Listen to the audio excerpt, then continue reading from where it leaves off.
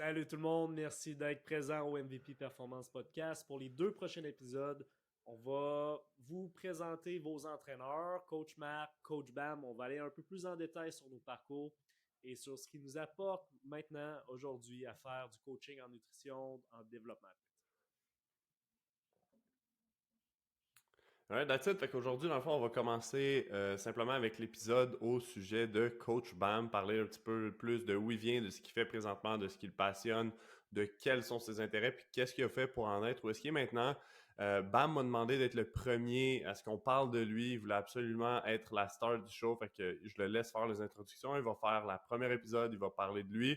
Fait que maintenant, Bam, time to shine. Veux-tu nous parler un petit peu de ce que tu fais présentement? Yes, merci Marc pour la belle introduction. Donc, pour commencer, en ce moment, je suis coach de football. Je coach au football pour les Titans du Cégep de Limoilou. Ou est-ce que je suis coordonnateur pour les unités spéciales? Je coach aussi beaucoup en défensive, que ce soit les DB, les backers. Je suis principalement sur le air defense. Puis, qu'est-ce qui est important de mentionner, c'est que je fais la préparation physique des joueurs de football à l'année longue aussi. Donc, j'ai un genre de poste permanent qui n'est pas tout à fait à temps plein, ce qui me permet de coacher aussi avec Marc en nutrition, ce qui me permet aussi de faire du développement athlétique en ligne pour des joueurs de n'importe quelle autre équipe. Et donc, la préparation physique, je la fais beaucoup avec Tommy Parent. Je trouve ça important de mentionner son nom parce qu'on va en parler un peu plus tard, mais c'est un des mentors importants qui m'a appris énormément sur ce que je fais en ce moment, puis qui m'en a appris surtout sur le côté développement athlétique de ce que je fais. Puis ça, c'est d'un point de vue peut-être plus professionnel. D'un point de vue personnel, je me suis recyclé en tant qu'athlète. Donc, dès que ma carrière de football s'est terminée, j'ai découvert l'escalade. J'ai sauté à pieds joints là-dedans. Je suis rendu un mordu de ce sport-là. J'en fais à l'extérieur, j'en fais à l'intérieur. Pour ceux qui connaissent ça un peu plus, j'en fais en bloc, j'en fais en voie. J'ai aussi découvert dans les derniers mois le Muay Thai, donc un sport de combat. Puis c'est un autre sport sur lequel je tripe là, carrément. Là. J'ai vraiment du fun dans ce sport-là. Donc j'y vais assez souvent. Puis c'est pas mal ce que je fais dans mes temps libres. Cool. Rapidement, vite fait, bien fait. Fait que ça, c'est cool de savoir ça. Est-ce que tu veux maintenant nous parler de qu'est-ce qui t'a dirigé vers ces intérêts-là réellement? Parce que je pense que la plupart, ou certains du moins, savent que tu as joué au football à l'Université Laval pendant 5 ans, mais mis à part ça, qu'est-ce qui t'a mené à faire ce que tu fais présentement? Je sais pas dans quel ordre tu veux commencer, si tu veux faire un parcours certainement chronologique de où tu as commencé dans le sport, dans le monde du football, dans le monde de l'entraînement. Je pense que c'est toutes des choses qui seraient intéressantes à parler pour me donner une idée peut-être de où ces passions-là puis ces philosophies-là, que ce soit par rapport à l'entraînement, à la nutrition et ainsi de suite, Mhm. sont venues pour toi. Fait que je te laisse prendre le lead à ce niveau-là. Ouais, commençons par le tout début. Écoute, c'est pas une surprise pour personne, là. Le sport premier qu'on a pratiqué et que j'ai pratiqué, c'est le football. C'est le sport auquel j'ai dédié plusieurs années de ma vie. C'est le sport que j'ai priorisé dans mon quotidien pendant très longtemps. C'est naturel que maintenant, on travaille beaucoup avec des joueurs de foot. Donc, j'ai commencé à jouer au secondaire. Et maintenant, il y a beaucoup de monde qui commence au primaire. Personnellement, j'ai commencé quand j'avais 12 ans. Puis avant ça, là, j'étais vraiment pas un sportif. J'étais vraiment pas un sportif. Pour ceux qui me connaissent plus personnellement, ben, ça paraît quand même sur certains de mes skills plus naturels que j'ai peut-être pas développé quand j'étais plus jeune. Tout ce qui est maniement de balle, lancer des ballons, attraper des ballons, c'est plus difficile. C'est plus difficile. Je mets la faute sur le fait que je faisais pas de sport vraiment avant l'âge de 12 ans. So, j'ai commencé à jouer au secondaire pour une petite école de quartier, Joseph-François Perrault. Je suis même plus sûr s'il y a un programme de football là-bas. Puis rapidement, je me suis rendu compte que je tripais à un point tel au football que je voulais continuer collégial, je voulais continuer universitaire, je voulais me donner le plus de chances par la suite. Puis c'était pas à Joseph-François Perrault que j'allais me donner le plus de chances d'évoluer. L'équipe était dans la plus basse division, des plus basses divisions de la ville de Québec pour le football. Oui, je me démarquais, mais écoute, si tu peux te démarquer dans une meilleure ligue, c'est sûr que ça va te donner plus de chances par la suite. Donc, j'ai transféré vers Saint-Jean-Eudes pour jouer mes 2 dernières saisons juvéniles au secondaire. À ce moment-là, je jouais linebacker. Je jouais Mike, Est-ce middle que linebacker. Donc, j'étais un Mike Backer un peu undersized. C'est un peu plus tard seulement que j'ai changé de position.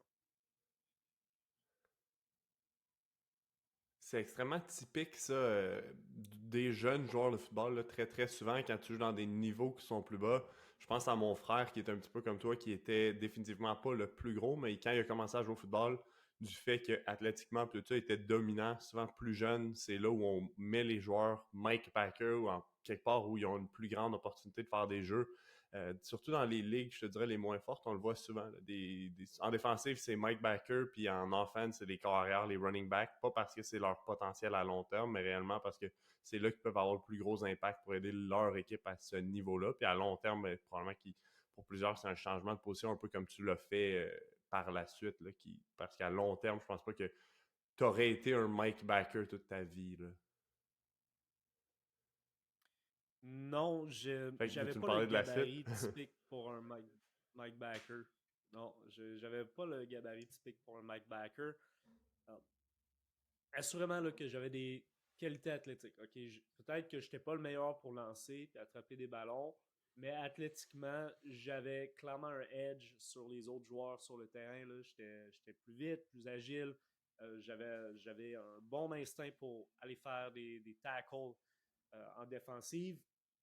Donc, Mike Backer, comme Marc, tu viens de le dire, ça a comme été naturel pour les coachs de me placer là, j'imagine, pour aider l'équipe.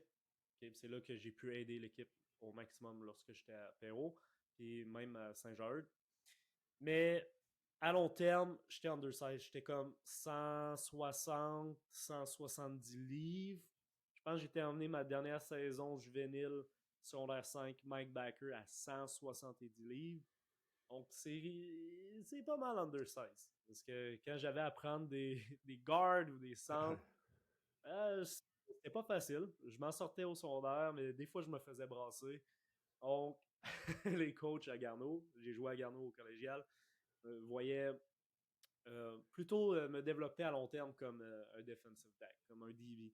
Et ça a été vraiment une bonne décision. Là. J'ai eu une belle carrière collégiale en tant que DB. C'était vraiment un spot qui me convenait mieux. Mais reste que j'ai appris puis je me suis développé énormément en jouant linebacker, plus dans le box, développé des skills qui m'ont servi plus tard dans ma carrière.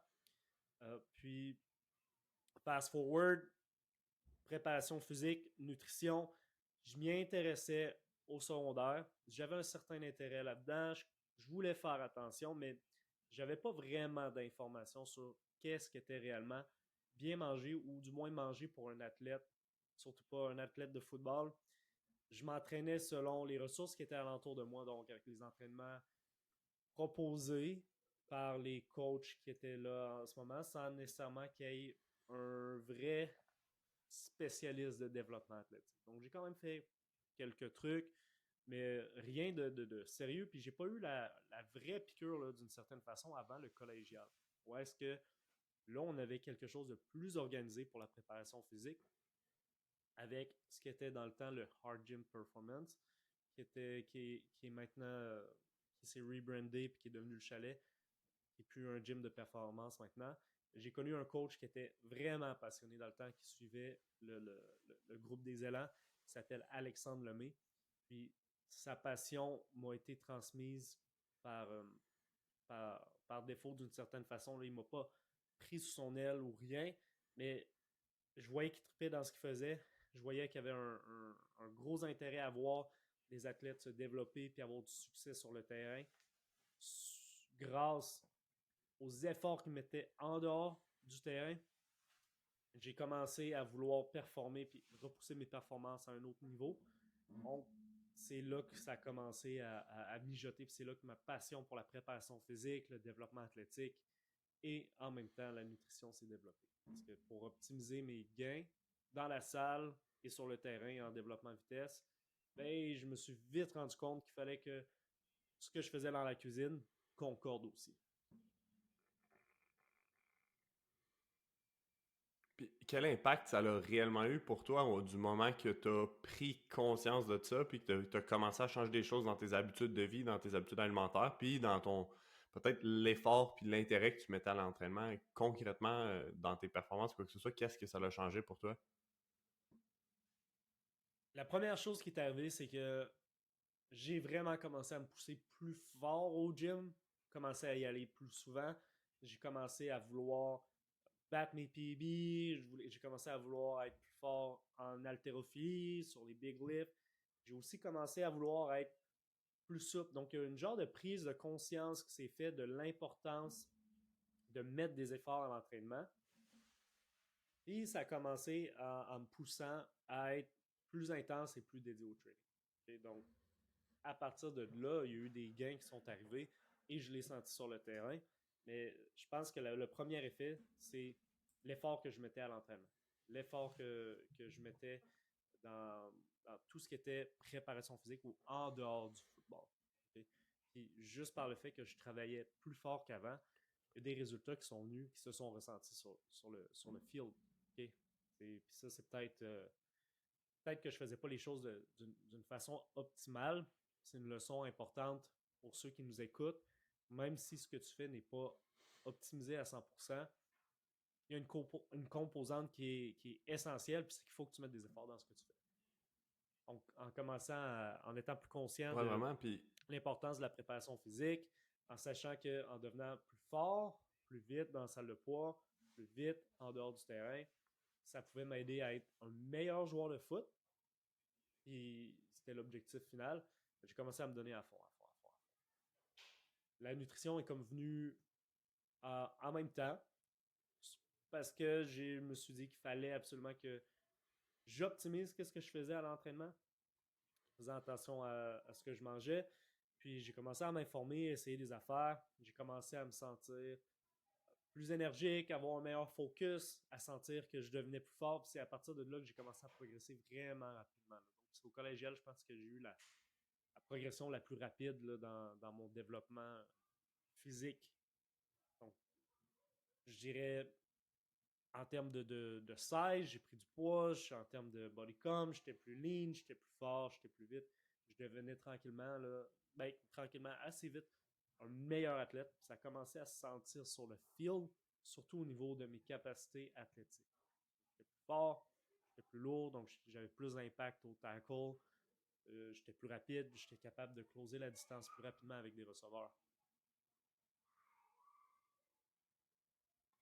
Puis concrètement, si tu veux, de façon simple, mais quel changement tu as appliqué en premier dans ta nutrition? À ce moment-là, je pense qu'on n'avait pas les ressources devant nous qu'on peut avoir actuellement avec les réseaux sociaux et tout ça. C'est quoi les changements concrets que tu as fait pour améliorer ta nutrition et tes habitudes de vie à ce moment-là, dans un objectif de ce que je comprends qui était vraiment d'améliorer tes performances? C'était pas nécessairement un objectif de composition corporelle, mais qu'est-ce que tu as fait à ce moment-là, selon les informations que tu avais? C'est vraiment une bonne question, puis ça me fait repenser à ces années-là. Puis je réalise que les premières choses que j'ai appliquées, c'est des choses que je veux que mes athlètes continuent d'appliquer dès le début lorsque je prends un nouvel athlète en charge dans son coaching en nutrition. Et numéro un, j'ai commencé à faire beaucoup plus attention à la provenance et la qualité des aliments que je mangeais. Donc, j'ai vite compris que manger transformé, beaucoup de fast-food, d'un resto, même si ça pouvait fitter mes macronutriments, on en reparlera là, de macronutriments une autre fois, là, ben, que c'était pas la façon optimale pour bien me sentir, être en bonne santé et donc performer au max. Donc, la première affaire, c'est vraiment jouer sur la provenance et la qualité des aliments et des ingrédients que j'utilisais dans mon alimentation. Deuxième chose, je dirais que j'ai commencé à essayer et porter une attention particulière sur la quantité de protéines que je mangeais à chaque jour. Donc, ça, c'est un autre point qui est encore d'actualité, qui est encore vrai dans, dans la nutrition pour la performance. Je dirais que c'est les deux premières choses, les deux choses les plus importantes que j'ai commencé à appliquer à ce moment-là. Donc, par exemple, je buvais du jus, j'ai arrêté de boire du jus. J'avais le classique céréales au déjeuner. J'ai shifté ça pour quelque chose. Souvent, j'ai commencé à manger plus des œufs, arrêté de manger des céréales au matin. Je mangeais des yogourts là, classiques, là, Yoplait, plein de sucre ajouté, des trucs comme ça. C'est toutes des choses qui ont disparu de mon alimentation puis qui ont été remplacées par des aliments beaucoup plus près de la nature.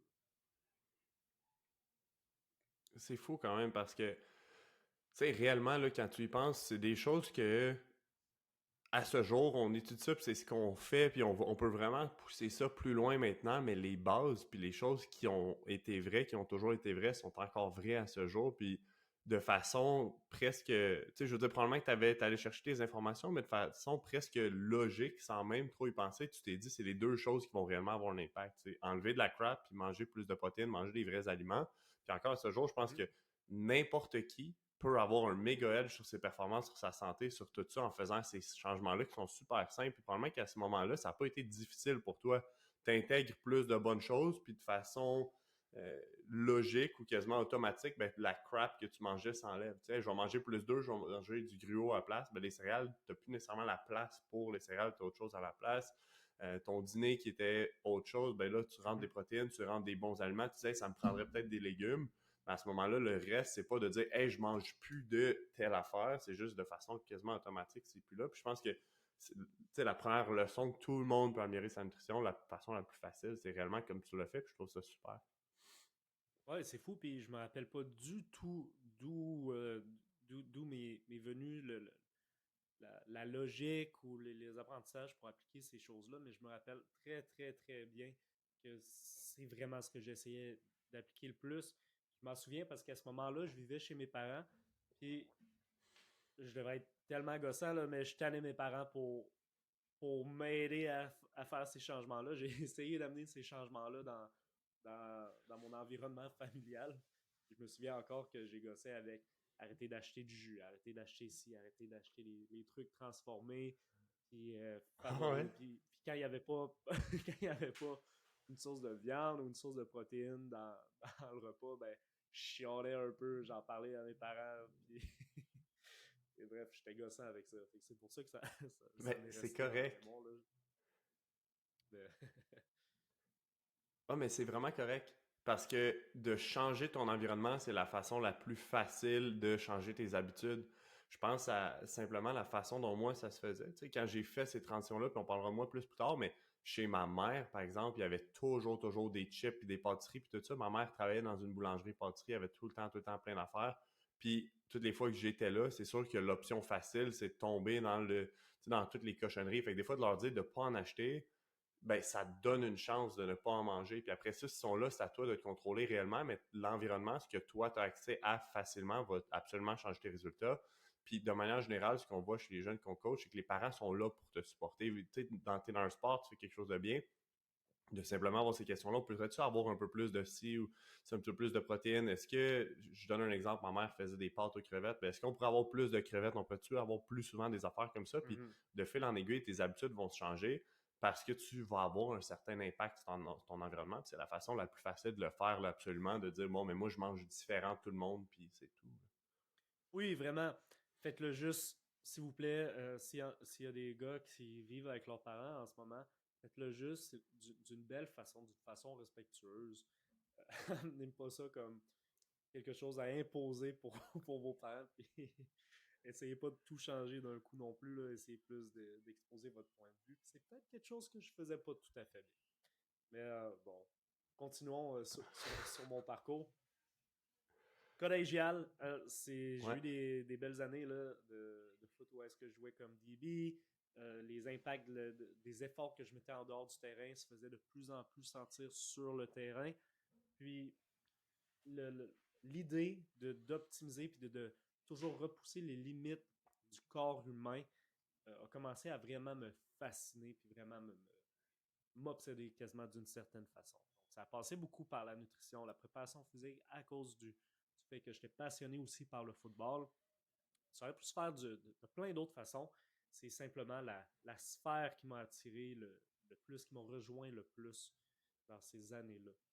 Puis à partir de mes années collégiales, j'ai commencé à m'informer énormément par moi-même, en ligne, au travers de livres, de blogs, de vidéos YouTube, etc.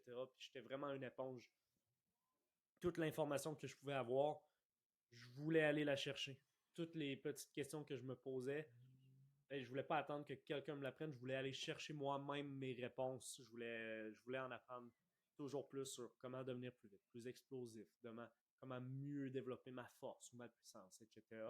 Ce qui a fait en sorte que quand je suis rentré universitaire en kinésiologie, donc j'ai décidé d'étudier en kin pour devenir préparateur physique, devenir coach plus tard. Ben, j'avais déjà vraiment un bon edge par rapport aux autres étudiants en termes de connaissances, surtout en termes de connaissances autour de la physiologie de l'effort et de l'entraînement. C'est un edge que j'ai gardé tout le long de mes années universitaires, de mon bac, que je garde encore à ce jour.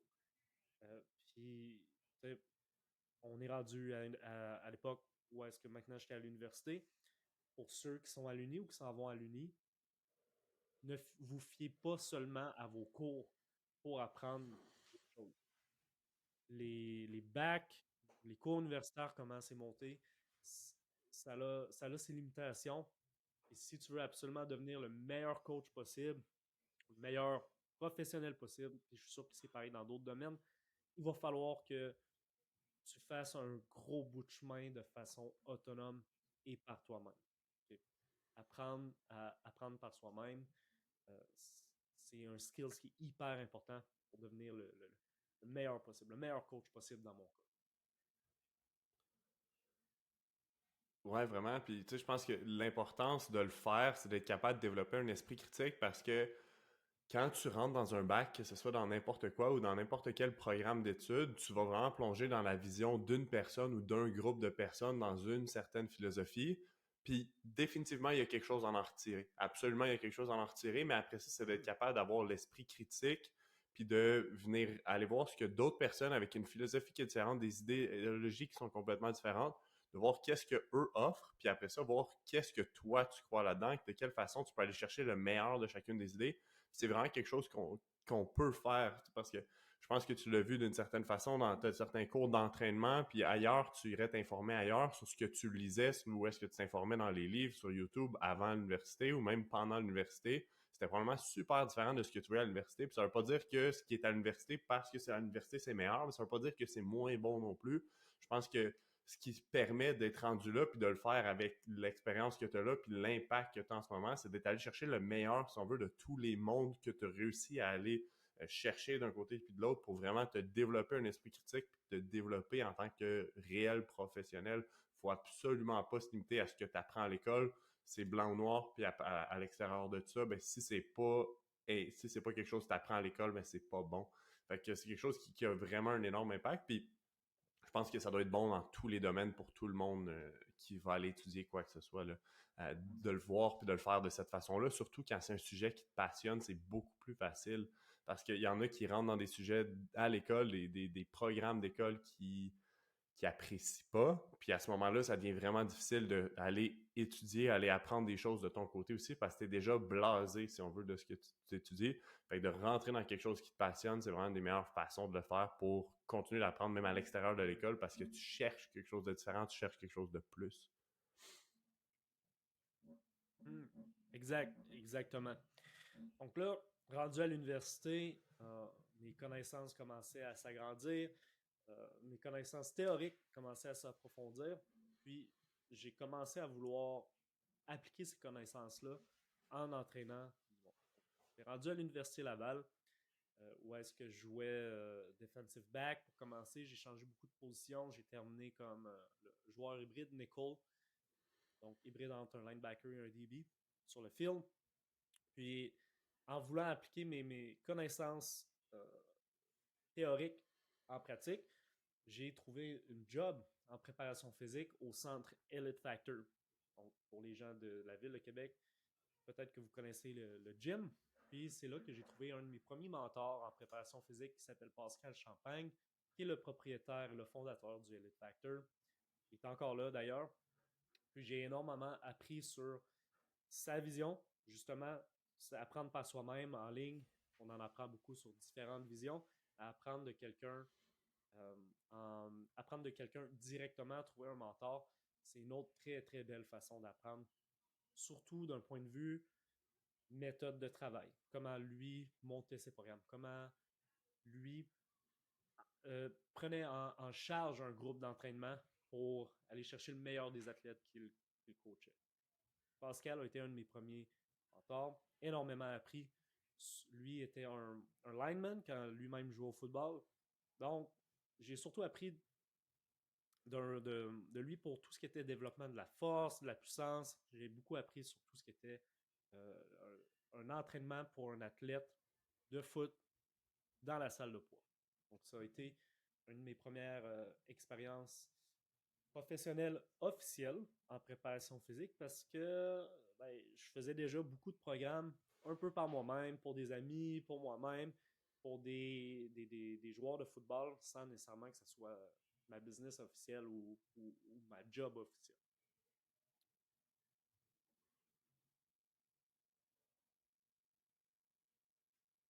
OK. Puis à ce moment-là, tu travaillais au Elite, tu étudiais en kin. Après ça, tu sais, de quelle façon, toi, tu as fait ces liens-là vers l'apprentissage d'école, l'apprentissage que tu faisais au Elite avec Pascal, puis éventuellement le développement athlétique? Est-ce que c'est quelque chose que tu as appris dans ton parcours de football ou tu as rencontré d'autres personnes ou est-ce que tu es venu en contact avec ça? Puis comment ça s'est passé à travers ton parcours universitaire de vraiment t'intéresser au développement athlétique plus complet? C'est-tu à travers certains cours que tu as fait? Je pense, par exemple, au développement à long terme de l'athlète que moi, j'ai fait en intervention sportive.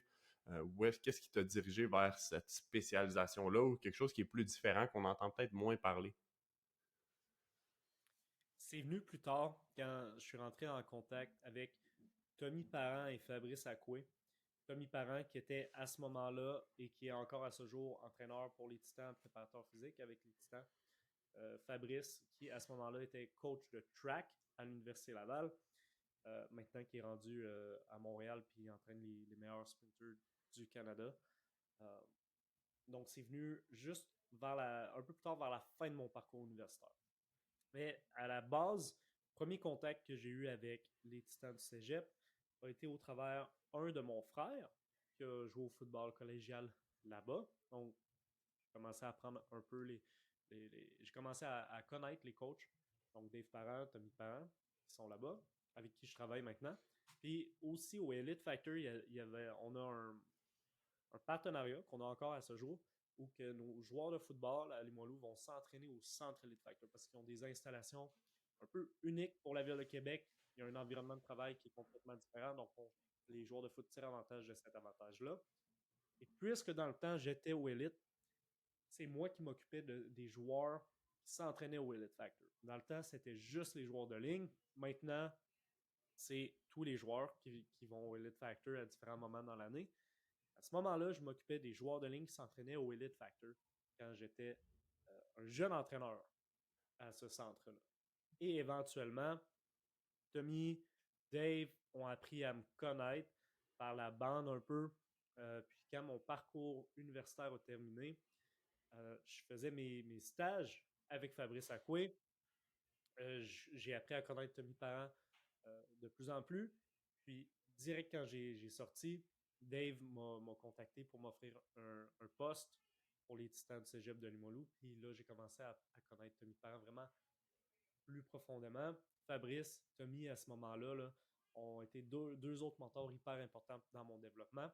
C'est eux qui m'ont présenté la, le point de vue de développement athlétique, de développement à long terme, d'entraîner un athlète, pas seulement dans ses composantes physiques, mais dans toutes ses composantes qui vont faire de lui un meilleur athlète sur le terrain.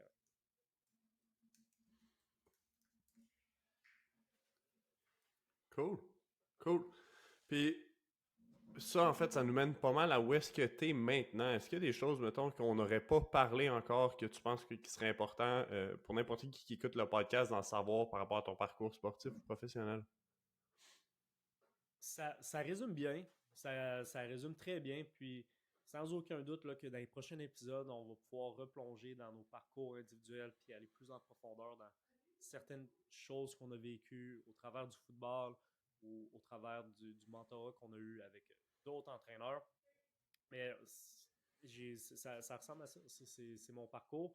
Et depuis que je suis sorti de l'université, je travaille pour les Titans du Cégep de Limoilou. Et vous savez maintenant ce que je fais. On est rendu à aujourd'hui.